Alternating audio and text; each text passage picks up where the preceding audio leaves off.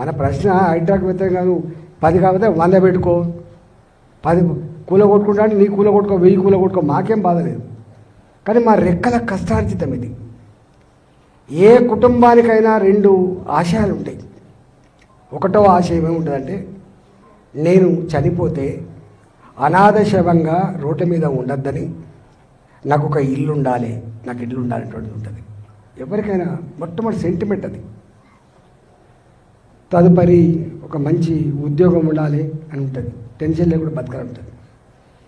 అట్లాంటి ఇల్లు కోసం, ఆ సెంటిమెంట్ ఇల్లు కోసం ఇంత కష్టపడి ఇల్లు కొనుక్కోవడమో భూమి కొనుక్కొని కట్టుకోవడం చేస్తే 20 ఏళ్ళ తర్వాత, 30 ఏళ్ళ తర్వాత, 10 ఏళ్ళ తర్వాత ఇది అక్రమం అని చెప్పి నోటీస్ ఇచ్చితే వానికి ఏం కాదు, వాడు ఇచ్చిపోతాడు వాడు. కానీ ఇంతకుముందు ఆయన చెప్పినట్టుగా 3 రోజులు అవుతుంది మేము కంటి మీద కొనుక్కులేదు, భయంగా బతుకుతున్నాం.